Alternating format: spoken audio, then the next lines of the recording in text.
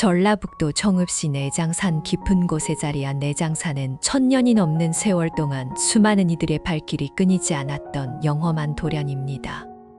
백제무왕 때인 서기 636년 영은조사가 이 땅에 처음 절을 세웠으니 그 역사가 1400년에 이르지요. 내장이라는 이름은 산 안에 감춰진 것이 무궁무진하다는 뜻으로 실제로 이 산에 들어서면 겹겹이 둘러싼 봉우리들 사이로 말로 다 표현할 수 없는 신비로운 기운이 감돌고 있음을 느끼게 됩니다. 특히 가을이 되면 온 산이 불타오르듯 붉게 물드는 단풍의 장관은 천하에 둘도 없는 절경으로 손꼽히는데 그 붉은 빛이 어찌나 선명하고 깊은지 마치 피로 물들인 듯하다고들 말합니다. 구불구불 이어지는 산길을 따라 올라가다 보면 일주문이 나타나고 그 너머로 고즈넉하게 자리 잡은 전각들이 단풍 속에 숨어 있는 모습이 마치 극락세계를 그려놓은 것만 같지요.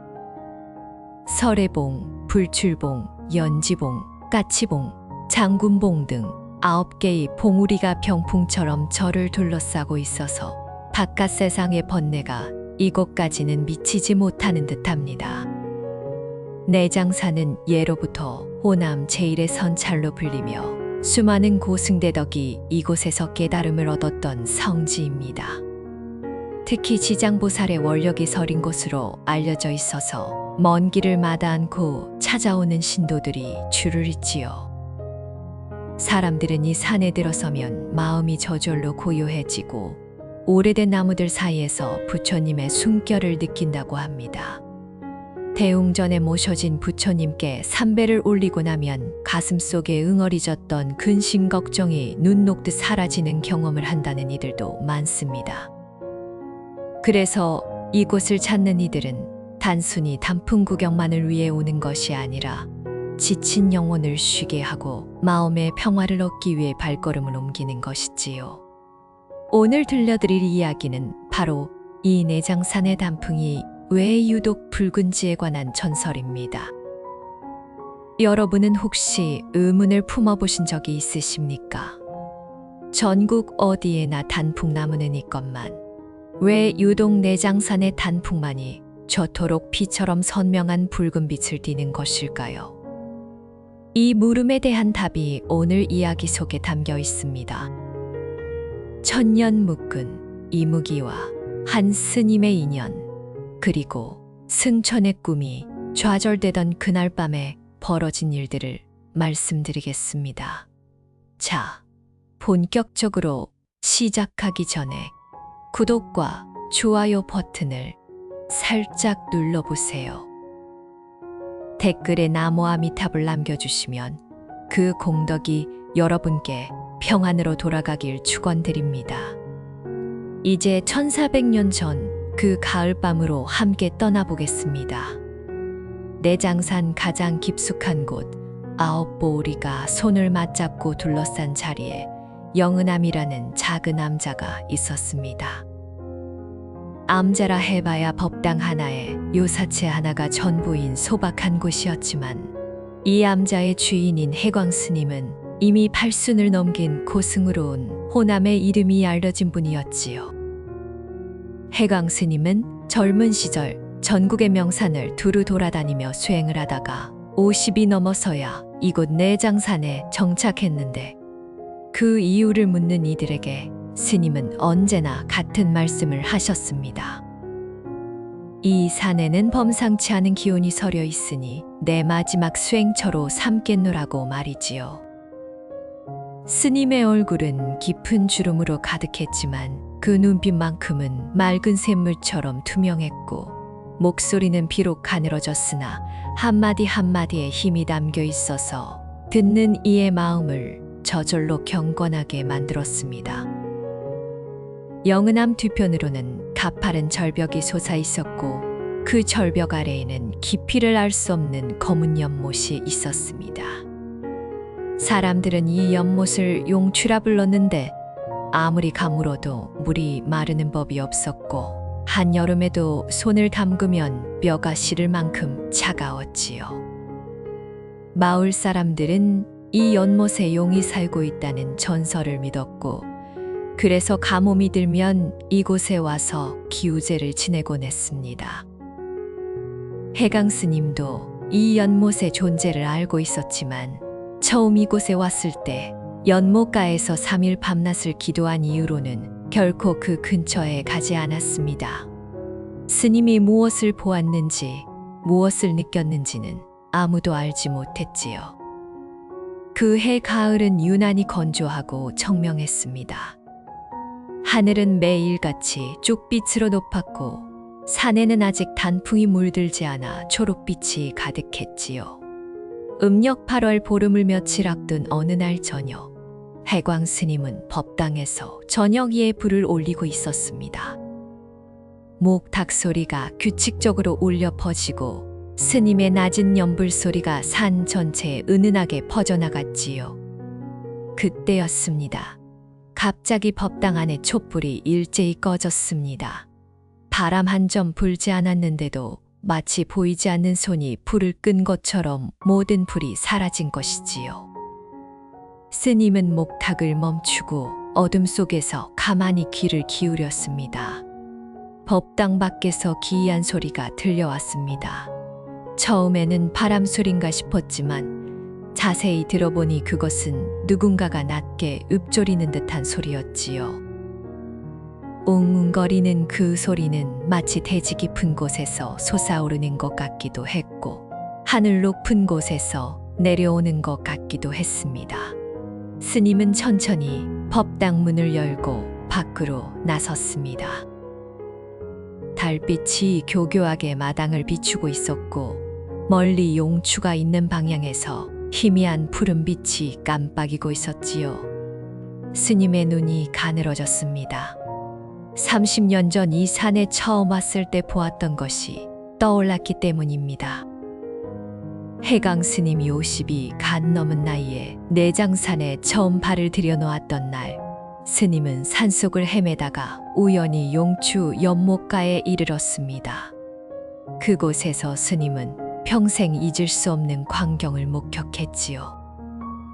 달빛 아래 검은 불 속에서 거대한 무언가가 서서히 머리를 들어 올리고 있었습니다. 그것은 뱀의 형상을 하고 있었지만 일반적인 뱀과는 전혀 달랐지요.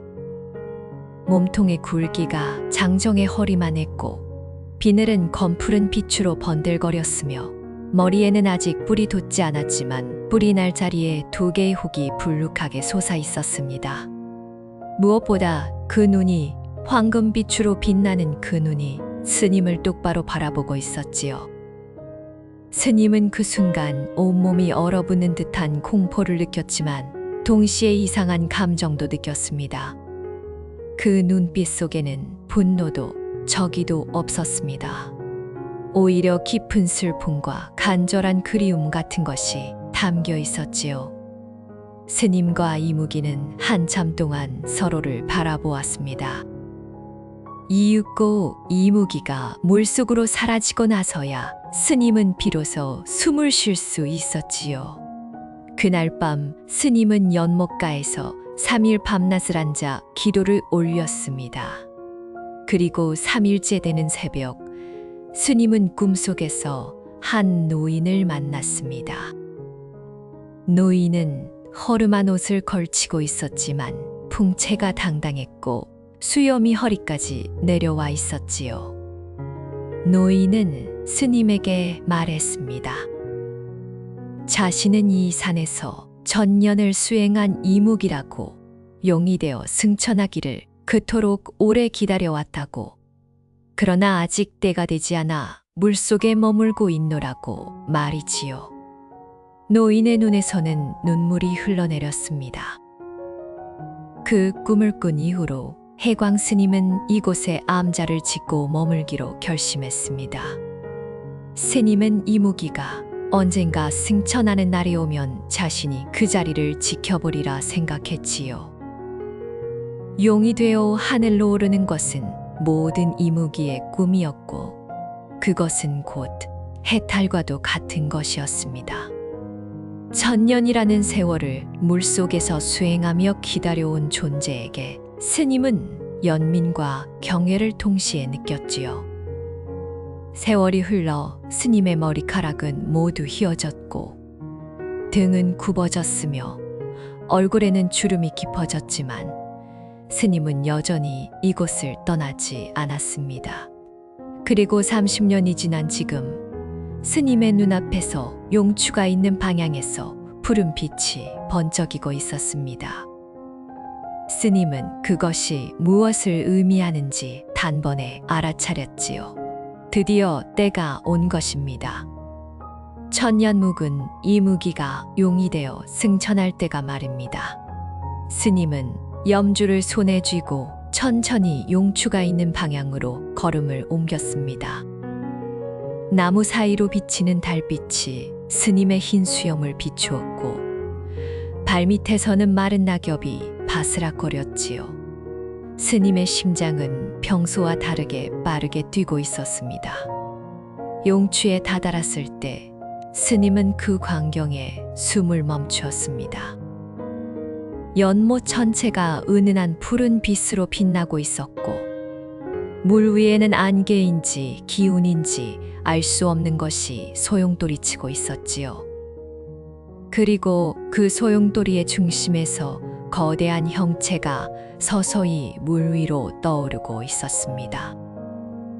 30년 전에 보았던 것보다 훨씬 더 커진 몸통, 검푸른 비늘은 이제 은빛으로 빛나고 있었고 머리에 혹은 완전한 뿔로 변해 있었습니다. 이 무기는 더 이상 이 무기가 아니었지요. 천년의 수행 끝에 마침내 용의 형상을 갖추게 된 것입니다. 스님은 저도 모르게 합장을 했습니다. 그 순간 용이 황금빛 눈이 스님을 바라보았고 그 눈빛 속에는 30년 전과 마찬가지로 깊은 감정이 담겨 있었습니다. 하지만 이번에는 슬픔이 아니라 기쁨이었지요. 용추에서 솟아오른 존재는 물 위에 또리를 들고 앉아 하늘을 올려다보고 있었습니다. 달빛이 그 은빛 비늘 위로 쏟아져 내렸고 두 개의 뿔은 마치 수정으로 만든 것처럼 투명하게 빛났지요. 해광 스님은 연못가에 서서 그 모습을 바라보았습니다. 용의 몸에서는 따뜻한 기운이 흘러나와 쌀쌀한 가을밤 공기를 훈훈하게 데우고 있었고 그 기운이 닿는 곳마다 풀잎에 이슬이 맺혔지요. 스님은 감히 말을 걸 수가 없었습니다. 천년을 수행한 존재 앞에서 인간의 말이 무슨 의미가 있겠습니까? 한참의 침묵 끝에 용이 먼저 입을 열었습니다. 그 목소리는 물소리와 바람소리가 뒤섞인 듯 기이했지만 동시에 인간의 말로 또렷이 들렸지요. 스님, 오셨군요. 당신이 이 산에 온 이후로 30년, 그 세월 동안 당신의 기도 소리를 들었습니다. 매일 새벽 예불을 올릴 때마다 목탁 소리가 연못 깊은 곳까지 울려왔지요. 그 소리가 내게는 큰 위안이 되었습니다. 용이 눈에서 맑은 물방울이 흘러내렸습니다. 그것이 용이 눈물인지 연못물인지는 알 수 없었지요. 스님은 합장한 채로 고개를 숙였습니다. 용이 다시 말을 이었습니다. 내가 이 산에 온 것은 1000년도 더 전의 일입니다. 그때 나는 작은 물뱀에 불과했지요. 남해 바닷가 어느 바위 틈에서 태어나 물고기를 잡아먹으며 살았습니다. 그러던 어느 날 폭풍이 불어닥쳐 나는 파도에 휩쓸려 이 산까지 떠밀려왔지요. 정신을 차리고 보니 깊은 산속 연못이었고 바다로 돌아갈 길은 없었습니다. 처음에는 절망했습니다. 바다를 떠난 물뱀이 어찌 살아남을 수 있겠습니까? 하지만 이 연못에는 특별한 기운이 서려 있었지요. 산에 전기가 모이는 곳이었고 하늘의 기운이 내려오는 곳이었습니다. 용은 천천히 과거를 회상했습니다. 나는 이 연못에서 100년을 수행하여 이무기가 되었습니다. 200년이 지나자 내 몸은 10배로 커졌고 300년이 지나자 사람의 말을 알아들을 수 있게 되었지요. 500년이 되었을 때 나는 처음으로 꿈을 꾸었습니다. 하늘을 나는 꿈이었지요. 구름 위를 유유히 날며 비를 내리고 천둥을 일으키는 진정한 용의 모습을 꿈에서 보았습니다. 그때부터 나의 목표는 오직 하나, 승천하여 용이 되는 것이었습니다. 그 꿈을 이루기 위해 다시 500년을 견뎠지요. 배고픔도, 외로움도, 갈증도 모두 참아냈습니다. 오직 승천만을 생각하며 말입니다. 해광 스님은 용의 이야기를 들으며 가슴이 먹먹해졌습니다. 1000년이라는 세월은 인간에게는 상상도 할 수 없는 긴 시간이지요. 한 세대가 태어나고 죽기를 수십 번 반복하는 동안 이 존재는 어둡고 차가운 물 속에서 홀로 수행을 했던 것입니다.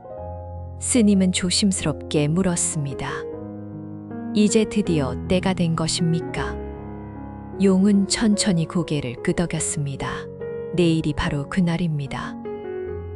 8월 보름, 달이 가장 밝고 하늘의 문이 열리는 밤이지요. 그때 하늘에서 내려오는 빛을 타고 올라가면 나는 진정한 용이 됩니다. 스님은 문득 불안감을 느꼈습니다. 승천이라는 것이 그리 쉬운 일은 아닐 터였지요. 스님은 살아오면서 여러 전설을 들어왔습니다. 이무기가 용이 되려면 여의주를 얻어야 한다는 이야기, 하늘의 시험을 통과해야 한다는 이야기, 그리고 실패한 이무기들의 비참한 최후에 대한 이야기들을 말입니다. 스님은 조심스럽게 물었습니다. 혹시 승천하지 못하면 어떻게 됩니까? 용의 눈빛이 잠시 어두워졌습니다. 그 질문에는 대답하지 않겠습니다, 스님. 나는 1000년을 기다렸습니다. 실패는 생각하지 않습니다. 용의 목소리에는 단호함이 담겨 있었지만 스님은 그 밑에 깔린 두려움을 느낄 수 있었지요. 그날 밤 스님은 암자로 돌아가지 않고 용추 옆에서 밤을 새웠습니다. 용은 다시 물속으로 들어가 마지막 수행을 했고 연못 위로는 푸른 기운이 아지랑이처럼 피어올랐지요. 스님은 염주를 돌리며 기도를 올렸습니다. 관세음보살님, 부디 이 존재가 소원을 이루게 해주소서. 스님의 기도 소리는 밤새 산을 울렸고 부엉이도 산짐승도 그 소리에 숨을 죽였습니다. 다음 날은 아침부터 예사롭지 않은 기운이 감돌았습니다. 하늘은 구름 한 점 없이 맑았지만 바람이 유난히 세게 불었고 산새들은 어디론가 모두 날아가 버려 숲은 고요했지요. 정오가 되자 산 아래 마을에서 사람들이 올라오기 시작했습니다. 8월 보름 추석을 맞아 내장사에 참배를 오는 신도들이었지요. 그러나 해광 스님은 암자에서 나오지 않았습니다. 오늘 밤 일어날 일 때문에 마음이 편치 않았기 때문입니다. 스님은 하루 종일 법당에서 기도만 올렸습니다. 해가 지고 어둠이 내리자 보름달이 산 위로 떠올랐습니다. 달은 마치 황금 쟁반처럼 크고 밝았으며 그 빛이 온 산을 나처럼 환하게 비추었지요. 스님은 다시 용추로 향했습니다. 연못에 다다르기도 전에 이상한 소리가 들려왔습니다. 우웅거리는 소리, 물이 끓는 듯한 소리, 그리고 천둥 같은 울림이 뒤섞인 기이한 소리였지요. 스님의 발걸음이 빨라졌습니다. 나무 사이를 헤치고 연못가에 도착한 스님은 눈앞에 펼쳐진 광경에 넋을 잃었습니다. 연못 한가운데서 용이 서서히 하늘로 올라가고 있었습니다. 용의 몸은 눈부시게 빛났고 은빛 비늘에서는 무지갯빛 광채가 뿜어져 나왔지요. 두 뿔은 달빛을 받아 투명하게 빛났고 눈에서는 황금빛 섬광이 뿜어져 나왔습니다. 용은 몸을 꿈틀거리며 점점 높이 올라갔고 그 아래로 연못물이 소용돌이치며 하늘로 함께 빨려 올라갔지요. 스님은 합장을 한 채 그 모습을 지켜보았습니다. 드디어 천년의 꿈이 이루어지는 순간이었습니다. 스님의 눈에서 눈물이 흘러내렸습니다. 용이 몸이 구름 사이로 들어가려는 그 순간이었습니다. 갑자기 하늘에서 맹렬한 빛이 내리꽂았습니다. 눈이 멀 것 같은 섬광과 함께 귀를 찢는 굉음이 산 전체를 뒤흔들었지요. 스님은 그 충격에 뒤로 나자빠졌습니다. 눈을 뜨고 싶었지만 빛이 너무 강해서 도저히 눈을 뜰 수가 없었습니다. 귀 속에서는 종이 울리는 듯한 이명이 계속되었고 온몸이 떨렸지요. 무슨 일이 벌어진 것인지 알 수 없었습니다. 빛이 사라지고 정적이 찾아왔을 때 스님은 겨우 눈을 떴습니다. 그리고 하늘을 올려다보았지요. 용은 보이지 않았습니다. 구름 사이로 사라진 것인지 아니면 다른 일이 벌어진 것인지 알 수 없었습니다. 스님은 비틀거리며 일어나 사방을 둘러보았습니다. 그때 스님의 눈에 무언가가 들어왔습니다. 연못 주변의 나무들이 그리고 바위들이 땅바닥까지 모두 짙은 붉은 빛으로 물들어 있었던 것입니다. 달빛에 비친 그 붉은색은 마치 피처럼 선명했지요. 스님은 저도 모르게 손을 뻗어 가장 가까운 나무의 껍질을 만져보았습니다. 손끝에 끈적끈적한 것이 묻어났습니다. 스님은 그것을 달빛에 비추어 보았고 그 순간 온몸에 소름이 돋았습니다. 해광 스님의 손끝에 묻은 것은 아직 따뜻한 기운이 남아있는 짙은 붉은 빛의 피였지요.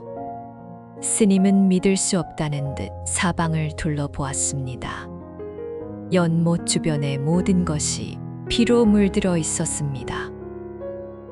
나무 이파리 하나하나에 바위 표면에 풀잎 위에 심지어 땅바닥까지 온통 선홍빛으로 젖어 있었지요. 그것은 분명 용이 피였습니다. 천년을 수행하며 만들어낸 정기가 담긴 그 이무기의 피였지요. 스님은 눈앞이 아득해지는 것을 느꼈습니다. 도대체 무슨 일이 벌어진 것일까요? 스님은 하늘을 올려다보았습니다. 보름달은 여전히 밝게 빛나고 있었지만 이상하게도 달빛이 붉은 빛을 띠고 있는 것처럼 보였지요. 구름 사이로 가끔씩 번개가 번쩍이고 있었고 먼 곳에서 천둥 소리가 낮게 울렸습니다. 스님은 무릎이 후들거려 그 자리에 주저앉았습니다. 용은 그토록 오래 기다린 승천의 순간에 무슨 이유에서인지 하늘의 벼락을 맞은 것이었습니다. 천년의 꿈이 산산이 부서진 것이었지요. 스님은 연못을 바라보았습니다. 수면이 붉게 물들어 있었고 피비린내가 코를 찔렀지요. 그 냄새는 이상하게도 역겹지 않았습니다. 오히려 깊은 숲의 향기와 오래된 약초의 향이 뒤섞인 듯한 기묘한 냄새였지요. 스님은 저도 모르게 연못가로 다가갔습니다.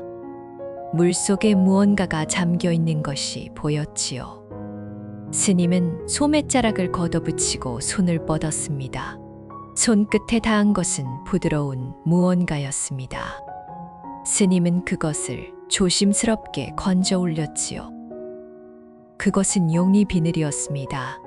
어른 손바닥만 한 크기에 은빛으로 빛나던 비늘이었지만 이제는 피에 젖어 검붉은색으로 변해 있었지요.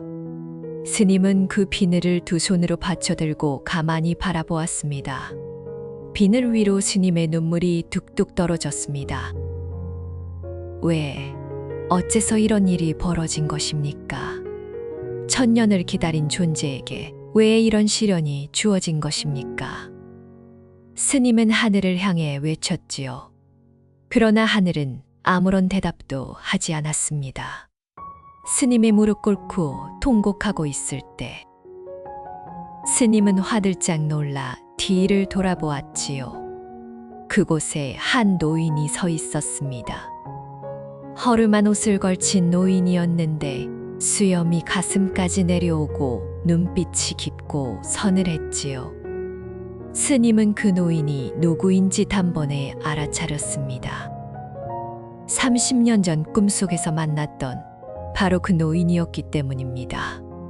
그러나 그때와는 완전히 달랐지요. 꿈속의 노인은 당당하고 위엄이 있었지만 지금 눈앞에 서 있는 노인은 몸 여기저기에 상처가 나 있었고 피를 철철 흘리고 있었습니다. 노인이 비틀거리며 한 발짝 다가왔습니다. 그 모습이 어찌나 처참한지 스님은 차마 똑바로 바라볼 수가 없었지요. 노인의 오른팔은 어깨 위에서 잘려나가 있었고 왼쪽 다리는 무릎 아래가 으스러져 있었습니다. 얼굴에는 시뻘건 화상 자국이 나 있었고 눈 하나는 완전히 보이지 않았지요. 그 모든 상처에서 피가 흘러내려 노인이 밟고 선 땅을 붉게 물들이고 있었습니다. 스님은 달려가 노인을 부축하려 했지만 노인이 손을 들어 스님을 막았습니다. 괜찮습니다, 스님. 노인의 목소리는 힘이 빠져 있었지만 또렷했지요. 이것이 내 운명이었던 모양입니다. 스님은 노인을 부축해 나무 밑동에 기대 앉혔습니다. 그러면서 물었지요. 도대체 무슨 일이 벌어진 것입니까? 왜 하늘에서 벼락이 내려온 것입니까? 노인은 쓴웃음을 지었습니다. 그 얼굴에는 고통과 체념이 뒤섞여 있었지요. 노인은 천천히 입을 열었습니다. 내가 한 가지 말하지 않은 것이 있습니다. 스님, 노인의 목소리가 떨렸지요. 내가 왜 이 산에 오게 되었는지 그 진짜 이유를 말입니다. 스님은 노인의 말에 귀를 기울였습니다. 노인의 눈에서 눈물이 흘러내렸지요. 그 눈물은 피와 섞여 분홍빛으로 변했습니다. 나는 1000년 전 바다에서 큰 죄를 지었습니다. 그 죄 때문에 이 산까지 도망쳐왔던 것이지요. 그리고 그 죄의 대가를 오늘 치른 것입니다. 노인의 이야기는 1000년 전으로 거슬러 올라갔습니다. 그때 노인은, 아니 그 이무기는 남해 바닷가에서 태어난 어린 물뱀이었지요. 당시 그 바다에는 용왕의 막내딸인 공주가 살고 있었습니다. 공주는 호기심이 많아 자주 바다 밖으로 나와 놀았는데 어느 날 해변가 바위 틈에서 어린 물뱀을 발견했지요. 공주는 그 물뱀을 귀여워하며 매일같이 찾아와 먹이를 주고 세월이 흘러 물뱀은 점점 커졌고 공주도 아리따운 처녀로 자랐지요. 그리고 어느 순간부터 둘 사이에 사랑이 싹 텄습니다. 그러나 용왕의 딸과 미천한 물뱀의 사랑이 허락될 리가 없었지요. 용왕은 이 사실을 알고 물뱀을 당장 잡아주기라는 명이 떨어졌고 바다의 모든 신하들이 물뱀을 쫓았지요. 물뱀은 필사적으로 도망쳤습니다. 그리고 도망치는 와중에 공주가 붙잡혀 용궁으로 끌려가게 되었지요. 물뱀은 공주를 구하기 위해 되돌아갔습니다. 그리고 그곳에서 참담한 일이 벌어졌지요. 물뱀을 구하려 한 공주가 아버지인 용왕의 손에 목숨을 잃은 것입니다. 노인의 목소리가 떨렸습니다. 그날 나는 미쳐버릴 것 같았습니다. 분노에 눈이 먼 나는 용왕에게 달려들었고 혼란 속에서 용왕의 눈을 핥히었지요. 용왕의 한쪽 눈에 상처를 입힌 것입니다. 그 죄로 나는 바다에서 영원히 추방되었고 하늘의 용들로부터도 저주를 받았습니다. 이무기가 되어 승천하려 해도 결코 허락하지 않겠다는 저주를 말이지요. 나는 그 저주에서 벗어나기 위해 천년을 수행했습니다. 그러나 오늘 밤 하늘은 결국 나를 용서하지 않았습니다. 스님은 말을 잃었습니다. 천년 전의 사랑과 비극, 그리고 그로 인한 저주의 이야기가 너무나 슬펐기 때문이지요. 스님은 물었습니다. 그렇다면 용왕의 딸, 그 공주는 어떻게 되었습니까? 노인의 얼굴이 더욱 일그러졌습니다. 공주는 죽어서 원혼이 되었습니다. 그리고 천년 동안 이 연못에서 나와 함께 있었지요. 내가 승천하면 공주도 해원하여 극락에 갈 수 있었습니다. 그러나 이제 그것도 불가능하게 되었습니다.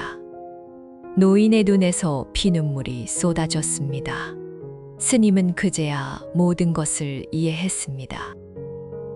이 산에 서려 있던 기이한 기운, 30년 전 연못에서 느꼈던 깊은 슬픔, 그 모든 것의 근원이 무엇인지를 알게 된 것이지요. 스님은 노인의 손을 잡았습니다. 노인의 손은 얼음처럼 차가웠고 점점 투명해지고 있었지요. 노인은 스님을 바라보며 말했습니다. 스님, 부탁이 있습니다. 내가 죽으면 내 피가 스며든 이 나무들이 변할 것입니다. 매년 가을이 되면 붉게 물들 것입니다. 그것을 보는 사람들에게 내 이야기를 전해주십시오. 어리석은 이무기가 있었다고, 사랑 때문에 죄를 짓고 천년을 고통받았다고 말입니다. 노인의 몸이 점점 희미해지고 있었습니다. 마치 안개가 흩어지듯 형체가 옅어지고 살과 뼈가 녹아내리듯 쓰러져 갔지요. 해강 스님은 노인의 손을 꼭 잡은 채 그 모습을 지켜보았습니다. 스님의 손 안에서 노인의 손이 사라지고 이윽고 가슴이, 어깨가, 얼굴이 차례로 허공으로 녹아들었지요. 마지막으로 남은 것은 노인의 눈빛이었습니다. 그 황금빛 눈이 스님을 바라보며 마지막 말을 남겼지요. 공주를, 제발 공주를 구해주십시오. 그 말과 함께 노인은 완전히 사라졌습니다. 스님의 손에는 아무것도 남지 않았고 오직 노인이 흘린 피만이 땅을 붉게 물들이고 있었지요. 스님은 한참 동안 그 자리에 꿇어앉아 있었습니다. 가슴 속에서 무언가가 무너져 내리는 듯한 느낌이었지요. 천년을 함께한 존재가 눈앞에서 사라지는 것을 본 것입니다. 스님은 눈물이 메말라 버린 것처럼 더 이상 울 수조차 없었습니다. 얼마나 시간이 지났을까요? 스님은 문득 고개를 들었습니다.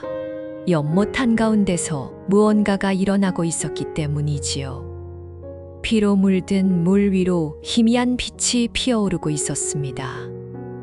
그것은 처음에는 반딧불이 같았지만 점점 커져서 사람의 형상을 이루었지요. 스님은 숨을 죽이고 그 모습을 바라보았습니다. 물 위에 떠 있는 것은 젊은 여인이었습니다. 아니, 여인의 형상을 한 원혼이었지요. 공주는 눈부시게 아름다웠습니다. 길게 늘어뜨린 머리카락은 물속에서 흘러나온 듯 젖어 있었고 창백한 얼굴에는 깊은 슬픔이 서려 있었지요. 눈은 감겨 있었지만 속눈썹 사이로 맑은 빛이 새어나왔습니다. 하늘거리는 흰 옷자락이 바람도 없는데 벌럭였고 맨바른 물 위에 아슬아슬하게 닿아 있었지요. 공주는 꿈에서 막 깨어난 것처럼 천천히 눈을 떴습니다. 그 눈동자는 바다빛이었지요. 깊고 푸른 바닷물을 그대로 담아놓은 듯한 눈이었습니다. 공주의 시선이 스님에게로 향했습니다. 그 순간 스님은 오한이 몸을 훑고 지나가는 것을 느꼈지요. 공주의 눈빛에는 슬픔만 있는 것이 아니었습니다. 그 깊은 곳에 천년 동안 쌓인 원한이 서려 있었지요. 스님은 합장을 하고 나무 아미타불을 읊었습니다. 공주의 입술이 움직였지요. 소리가 나지 않았지만 스님은 그 말을 알아들을 수 있었습니다. 어디로 갔나요? 내 사랑은 어디로 갔나요? 스님은 무거운 마음으로 입을 열었습니다. 공주님, 이무기는 방금 전 눈앞에서 쓰러졌습니다. 하늘의 벼락에 맞아 상처를 입고 그 상처가 너무 깊어 회복하지 못했습니다. 마지막으로 공주님을 구해달라는 말을 남기고 떠났습니다. 스님의 말이 끝나자 공주의 얼굴이 일그러졌지요. 바다빛 눈에서 물방울이 흘러내렸습니다. 그것은 눈물인 동시에 바닷물이었지요. 공주의 입에서 처절한 울음이 터져나왔습니다. 그 소리는 인간의 목소리가 아니었지요. 바다 밑바닥에서 솟아오르는 듯한, 물속에서 익사하는 이가 마지막으로 지르는 듯한 괴성이었습니다. 지 소리에 연못의 물이 출렁거렸고 주변의 나무들이 흔들렸지요. 스님은 귀를 막아야 했습니다. 고막이 찢어질 것 같은 고통이 밀려왔기 때문이지요. 공주의 울음은 산 전체를 뒤흔들었고 멀리 마을에서도 사람들이 그 소리를 듣고 잠에서 깼습니다. 공주의 형상이 변하기 시작했습니다. 아름다운 여인의 모습이 서서히 일그러지더니 온몸에서 물이 흘러내렸지요. 그것은 물이 아니라 피였습니다. 공주의 몸에서 피가 쏟아져 나와 연못으로 흘러들었고 물은 점점 더 붉게 변해갔지요. 공주의 머리카락이 길어지더니 마치 뱀처럼 꿈틀거리기 시작했습니다. 손톱이 길어지고 날카로워졌으며 얼굴은 무섭게 일그러져 괴물의 형상으로 변해갔지요. 스님은 뒤로 물러나며 염주를 꼭 쥐었습니다. 공주가, 아니 원기로 변한 공주가 스님을 향해 손을 뻗었습니다. 왜 그 이를 데려갔나요? 내가 천년을 기다렸는데 왜 그 이마저 빼앗아 가나요? 공주의 목소리는 분노로 가득 차 있었지요. 스님은 합장을 한 채 물러서지 않았습니다. 공주님, 이무기를 데려간 것은 제가 아닙니다. 하늘이 그를 거둬간 것입니다.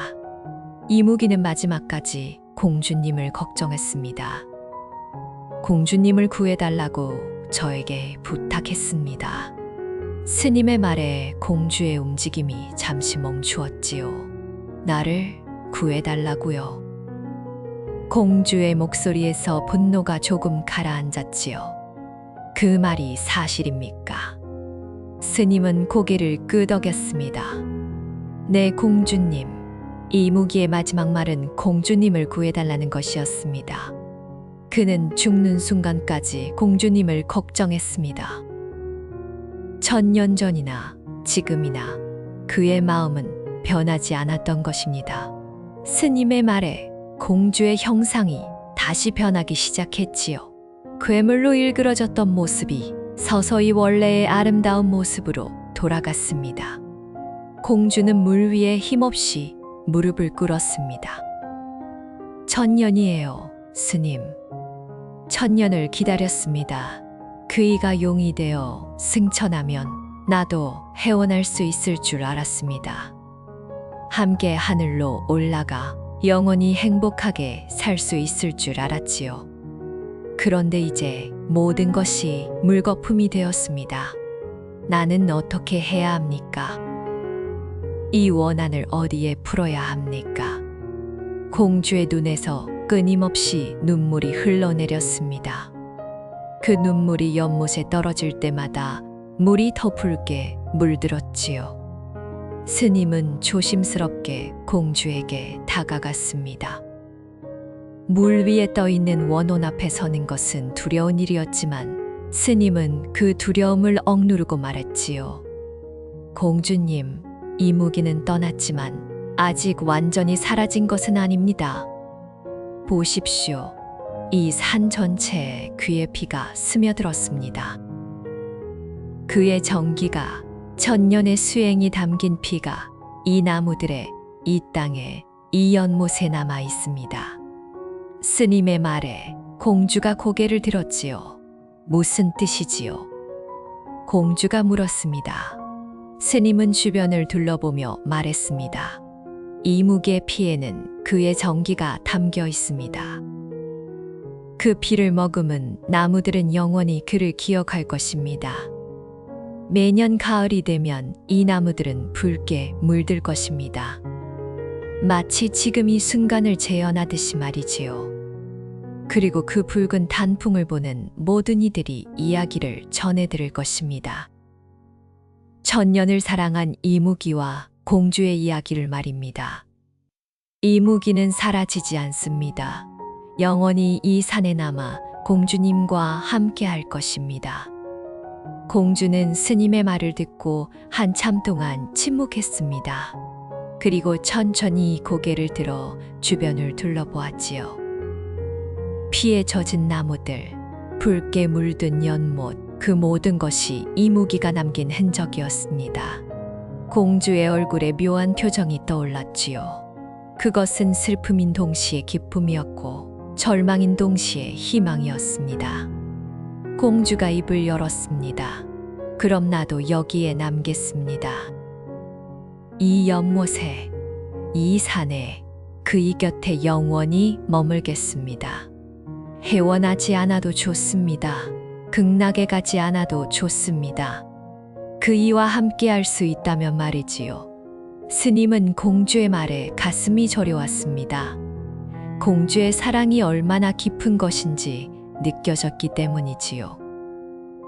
천년을 기다리고 또 천년을 더 기다리겠다는 그 마음이 스님의 눈시울을 적셨습니다.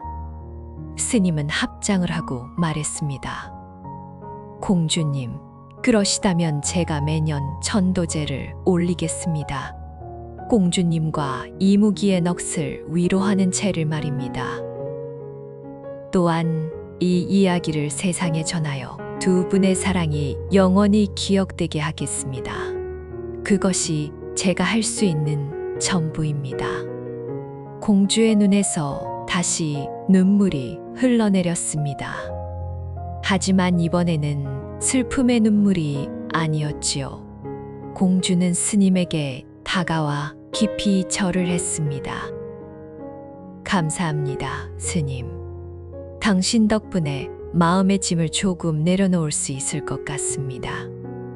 마지막으로 한 가지만 더 부탁드려도 될까요? 스님이 고개를 끄덕이자 공주가 말했지요.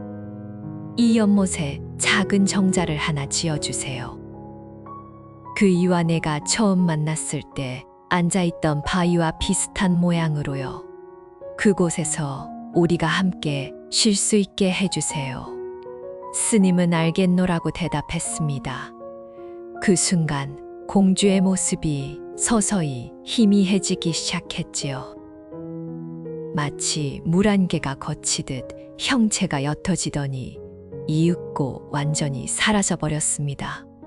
공주가 사라진 자리에는 은은한 바다 향기만 남았고 연못의 물은 여전히 붉게 물들어 있었지요.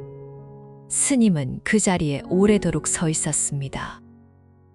밤하늘의 달이 서쪽으로 기울고 동력 하늘이 서서히 밝아올 때까지 스님은 연못을 지켜보았습니다. 날이 밝자 스님은 암자로 돌아왔습니다. 온몸에 힘이 빠져 있었지만 해야 할 일이 있었지요. 스님은 먼저 대웅전에 들어가 부처님 앞에 삼배를 올렸습니다. 그리고 밤새 겪은 일들을 떠올리며 기도를 올렸지요.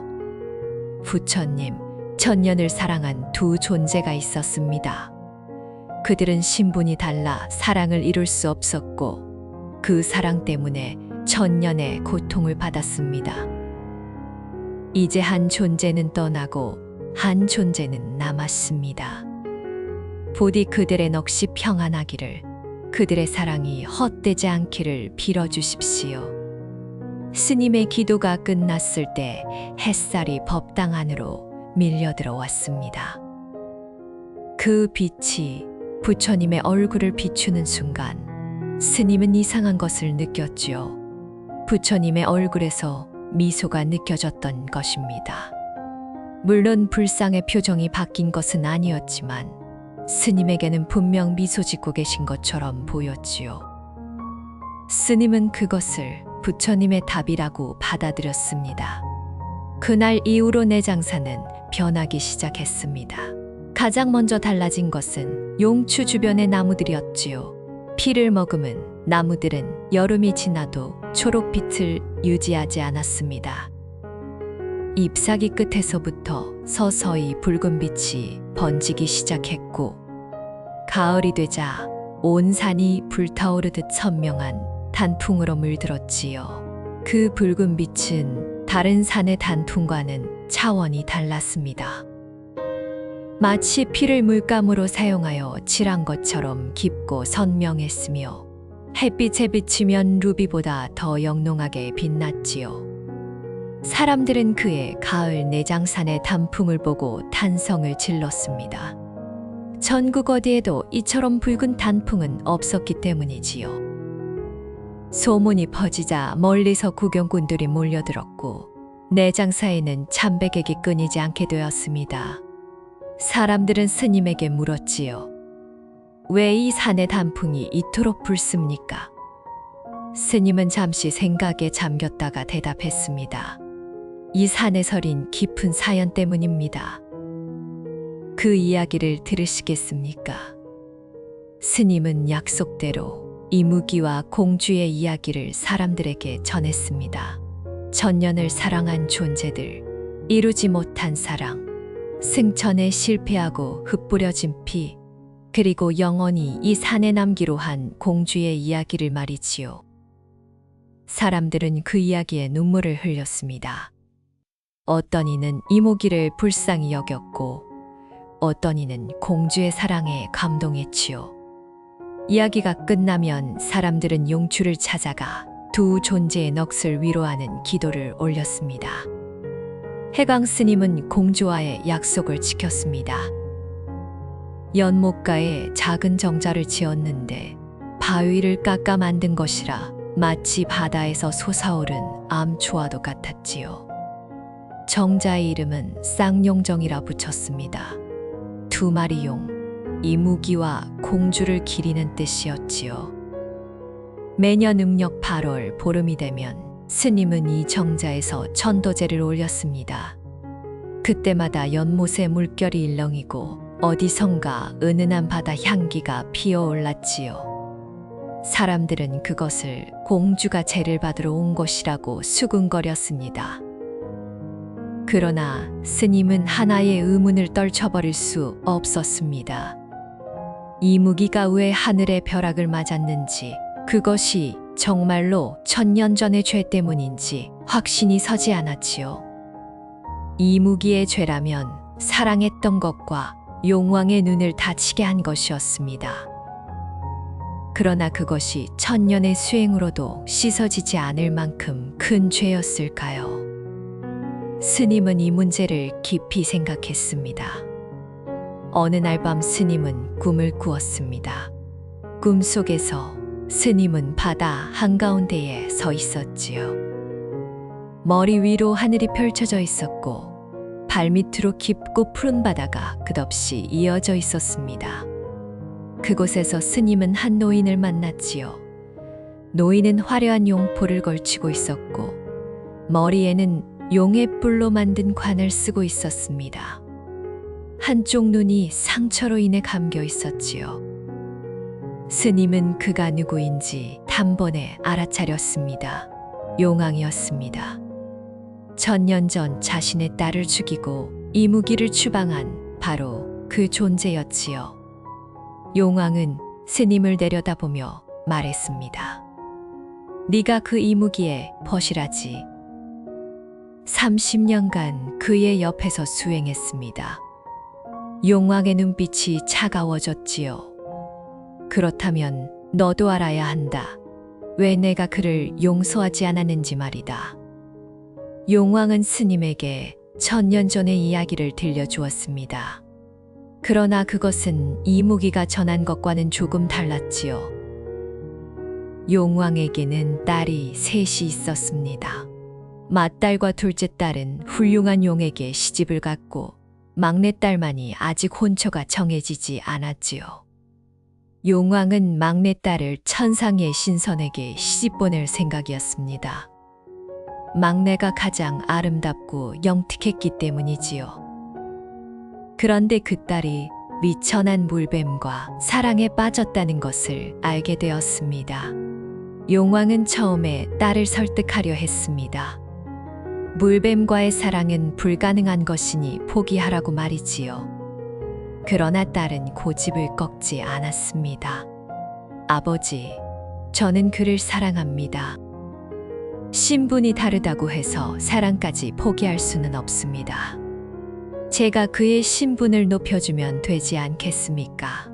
물뱀이 용이 되도록 도와주면 되지 않겠습니까? 딸의 말에 용왕은 경노했습니다. 너는 용궁의 공주다. 바다의 모든 존재가 너를 우러러 본다. 그런 네가 어찌 물뱀 따위와 짝이 될 수 있느냐? 그것은 바다의 질서를 어지럽히는 일이다. 용왕의 호통에도 딸은 물러서지 않았지요. 아버지, 사랑의 신분이 무슨 상관입니까? 그리고 물뱀이 어찌 보잘것없습니까? 그도 수행을 하면 언젠가 용이 될 수 있습니다. 저는 그때까지 기다리겠습니다. 딸의 완강한 태도에 용왕은 결국 극단적인 조치를 취했습니다. 용왕은 물뱀을 잡아들이라는 명을 내렸습니다. 그리고 물뱀이 잡혀왔을 때 딸이 보는 앞에서 물뱀을 처형하려 했지요. 딸은 물뱀을 살리기 위해 아버지 앞에 뛰어들었습니다. 그 과정에서 벌어진 혼란 속에 딸이 용왕의 삼지창에 찔렸지요. 용왕은 자신의 딸을 자기 손으로 죽인 것이었습니다. 물뱀이 아니라 자신이 딸을 죽인 것이었지요. 스님은 이야기를 듣고 눈이 휘둥그레졌습니다. 그러면 이무기가 들려준 이야기와 다르지 않습니까? 이무기는 공주가 용왕의 손에 죽었다고 했습니다. 용왕의 얼굴이 굳어졌지요. 그렇다. 내가 내 딸을 죽였다. 그러나 그것은 내 본의가 아니었다. 혼란 속에서 벌어진 불의의 사고였다. 하지만 그 물뱀은 그 순간을 틈타 나를 공격했다. 나의 눈을 핥히고 도망쳤다. 그것이 그의 죄다. 스님은 잠시 생각에 잠겼습니다. 그러나 용왕님, 물뱀의 입장에서 보면 그것은 정당방위가 아니겠습니까? 사랑하는 이가 눈앞에서 죽고 자신도 처형당하게 생긴 상황에서 어찌 가만히 있을 수 있겠습니까? 스님의 말에 용왕의 눈빛이 흔들렸지요. 그러나 용왕은 이내 차가운 표정을 지었습니다. 그가 나를 공격한 것은 어찌되었건 용에게 반역한 것이다. 바다의 왕에게 상처를 입힌 것이다. 그 죄는 천년을 수행해도 씻어지지 않는다. 하늘의 용들도 그것을 용서하지 않았다. 그래서 그가 승천하려 할 때 벼락으로 심판한 것이다. 용왕의 목소리에는 오랜 분노와 원한이 담겨 있었지요. 그러나 스님은 다른 것을 느꼈습니다. 용왕의 눈에서 스치는 것, 그것은 분노가 아니라 죄책감이었지요. 천년 전 자신의 손으로 딸을 죽인 것에 대한 죄책감, 그것을 물뱀에게 전가하여 살아온 세월에 대한 후회, 그런 것들이 용왕의 눈빛에 서려 있었습니다. 스님은 조심스럽게 물었지요. 용왕님, 진정으로 원하시는 것이 무엇입니까? 용왕은 한참 동안 침묵했습니다. 그리고 마침내 입을 열었지요. 내가 원하는 것은 내 딸을 다시 보는 것이다. 천년 동안 단 하루도 딸 생각을 하지 않은 날이 없었다. 그 아이의 웃음, 그 아이의 목소리, 그 아이가 내 품에 안겨 잠들던 어린 시절. 모든 것이 선명하게 기억난다. 그런데 그 기억이 가시처럼 가슴에 박혀 있다. 평생 나를 괴롭힌다. 스님은 용왕의 말을 듣고 깊은 연민을 느꼈습니다. 용왕도 또한 피해자였던 것이지요. 딸을 잃은 아버지로서 천년을 고통받아온 존재였습니다. 그 고통이 분노로 변하여 이무기를 저주했고 결국 그 저주가 벼락이 되어 이무기를 찾던 것이지요. 스님은 말했습니다. 용왕님, 공주님은 지금 내장산 연못에 계십니다. 천년 동안 이무기와 함께 있었고 이무기가 떠난 지금도 그곳에 남아 있습니다. 용왕의 눈이 번쩍 빛났습니다. 무슨 말이냐? 내 딸이 아직 성불하지 못했단 말이냐? 스님은 고개를 끄덕였지요. 네, 공주님은 해원하지 않겠다고 하셨습니다. 이무기의 정기가 남아있는 그 산에서. 스님의 말에 용왕의 얼굴이 일그러졌습니다. 죽어서도 그 물뱀 곁을 떠나지 않는단 말이냐. 이 어리석은 것, 천년 전에도 고집이었더니 죽어서까지 그 고집이구나. 그러나 용왕의 목소리에는 분노보다 슬픔이 담겨 있었지요. 스님은 말했습니다. 용왕님, 공주님을 만나보시지 않겠습니까? 천년 만에 아버지와 딸이 재회하는 것입니다. 용왕은 잠시 망설였습니다. 그리고 천천히 고개를 끄덕였지요. 꿈속에서 용왕의 형체가 흐려지기 시작했습니다. 스님은 용왕의 내장산으로 오리라는 것을 직감했습니다. 스님이 꿈에서 깨어난 것은 해가 뜰 무렵이었습니다. 밤새 이상한 꿈을 꾸어서인지 온몸이 무거웠지요. 그러나 스님은 급히 몸을 일으켰습니다. 용왕이 오고 있다는 것을 알았기 때문이지요. 스님은 서둘러 용추로 향했습니다.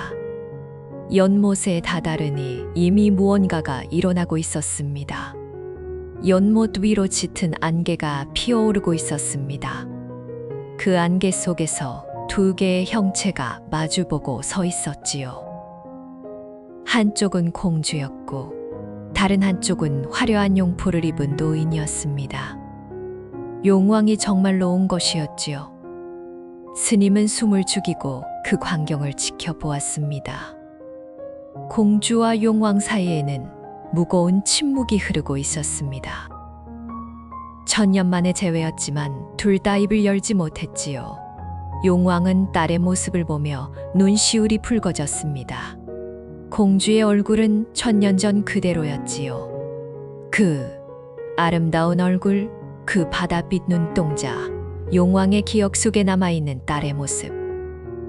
마침내 용왕이 먼저 입을 열었습니다. 오가, 내 딸아. 목소리가 떨렸지요.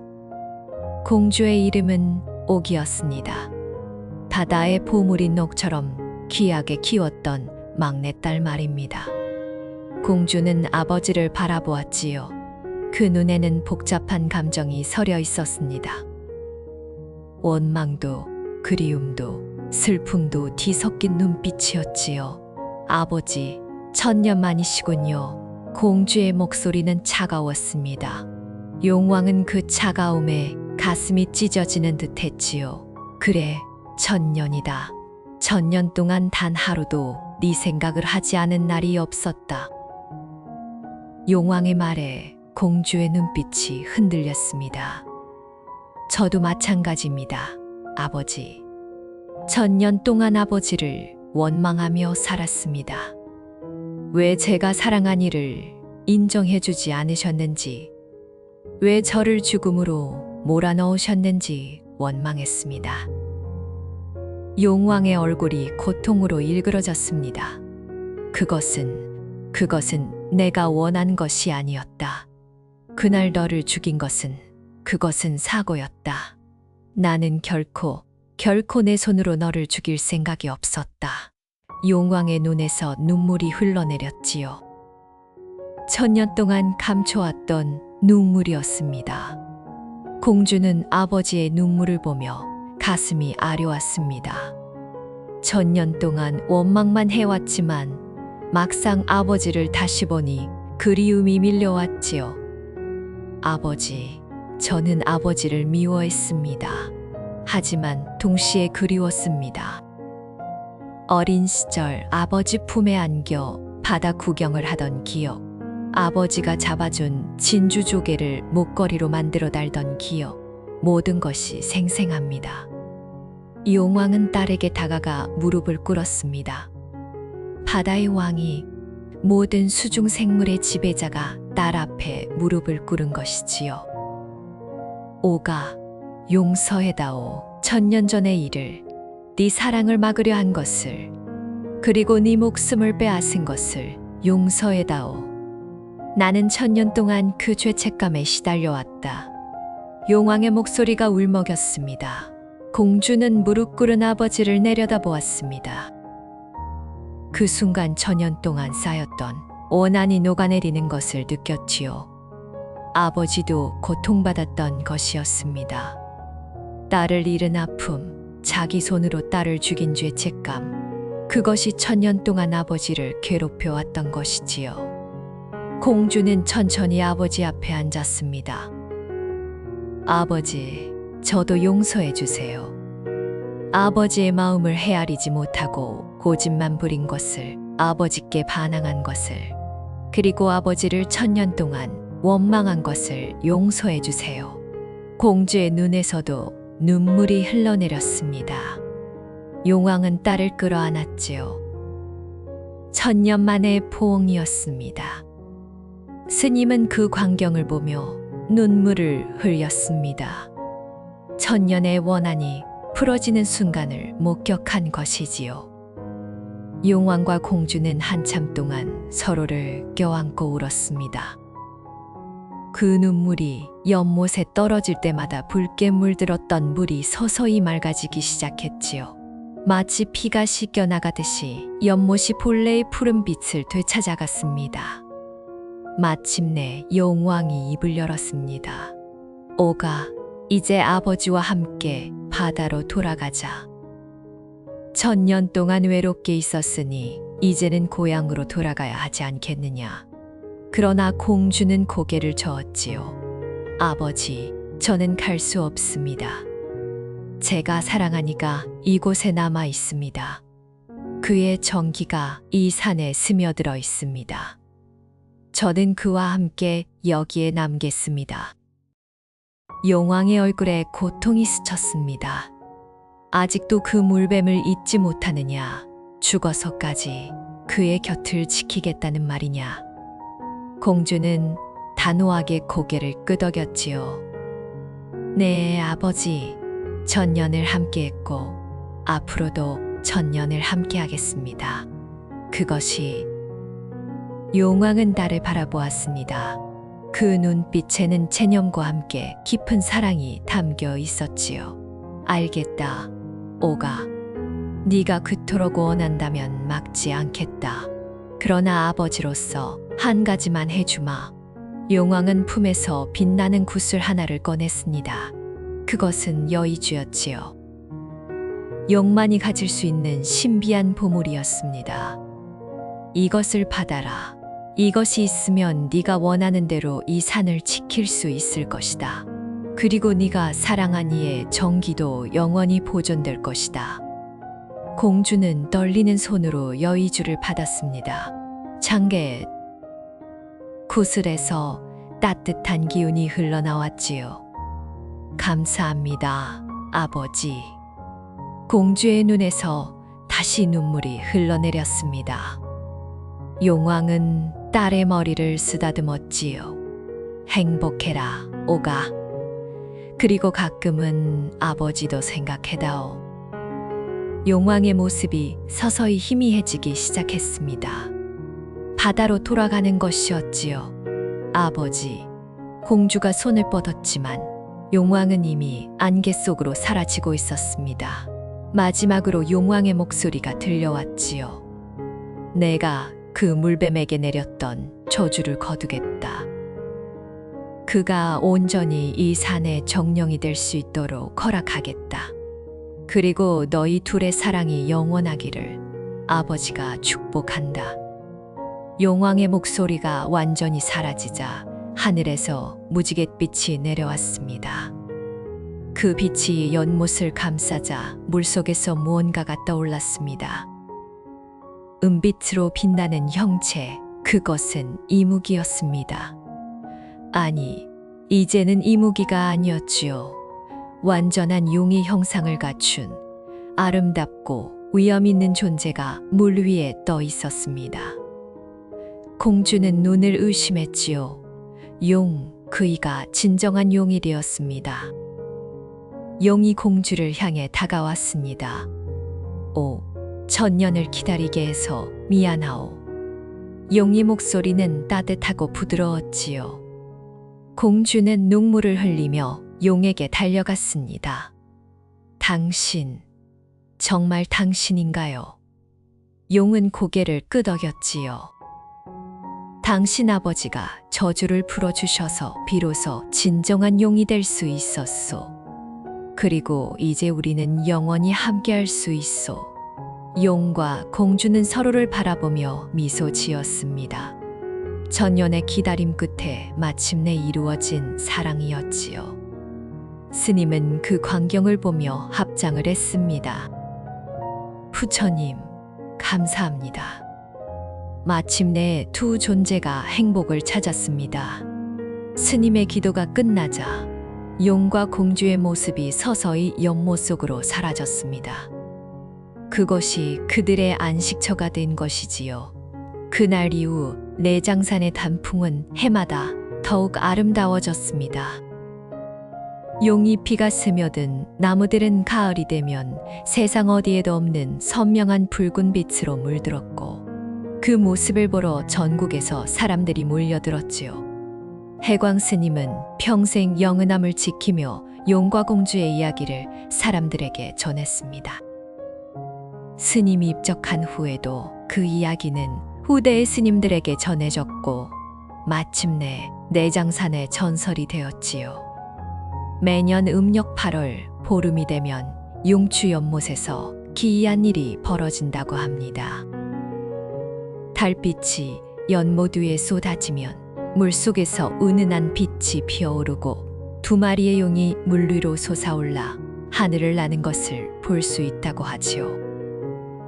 물론 그것을 직접 본 사람은 거의 없지만 그날 밤 연못가에서 기도를 올리면 소원이 이루어진다는 이야기가 전해 내려오고 있습니다. 특히 사랑하는 이와 함께 기도를 올리면 그 사랑이 영원하리라는 전설이 있어서 젊은 연인들이 그 밤을 기다려 찾아오곤 한답니다. 내장산은 1400년이 넘는 세월 동안 수많은 변화를 겪었습니다. 화재로 불타기도 했고 전쟁으로 폐허가 되기도 했지요. 그러나 그때마다 다시 일어섰고 단풍의 아름다움은 변함이 없었습니다.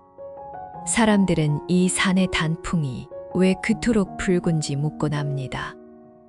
그럴 때마다 스님들은 해광 스님이 전한 이야기를 들려주지요.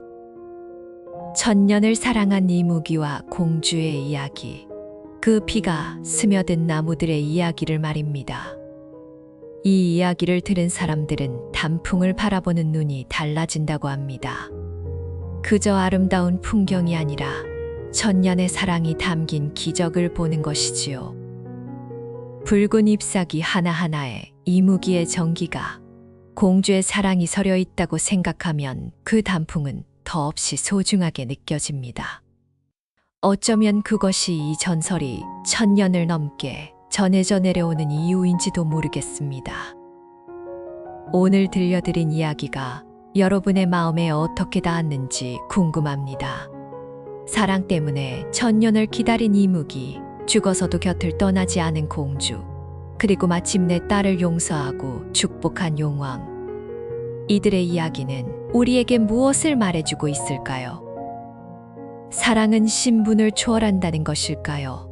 아니면 진정한 사랑은 시간조차 이긴다는 것일까요? 불교에서는 모든 만남에는 인연이 있다고 가르칩니다. 이무기와 공주가 만난 것도 인연이었고 용왕이 딸을 용서하게 된 것도 인연이었지요. 그리고 해강 스님이 이 이야기를 세상에 전하게 된 것도, 오늘 여러분이 이 이야기를 듣게 된 것도 모두 인연이 아니겠습니까? 우리의 삶에서 만나는 모든 존재, 모든 사건에는 의미가 있습니다. 그것을 깨닫는 것이 바로 지혜의 시작이지요. 가을이 오면 내장산을 찾아가 보시는 것은 어떨까요? 불타오르듯 붉게 물든 단풍 속을 걸으며 천년 전 이야기를 떠올려 보세요. 바스락거리는 낙엽 소리에서 이무기의 숨결이 들릴지도 모르고 맑은 연못물에서 공주의 미소가 비칠지도 모릅니다. 그리고 그 아름다움 앞에서 우리도 잠시 삶의 무게를 내려놓고 마음의 평화를 얻을 수 있을 것입니다.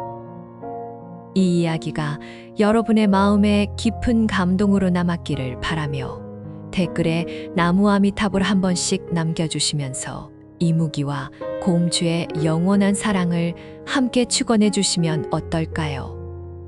오늘도 영상 끝까지 시청해 주셔서 오늘 영상이 재미있으셨다면 구독과 좋아요 부탁드립니다. 여러분 모두에게 부처님의 가피가 함께 하시고 가정의 평안과 행복이 깃들기를 진심으로 축원드립니다. 나무아미타불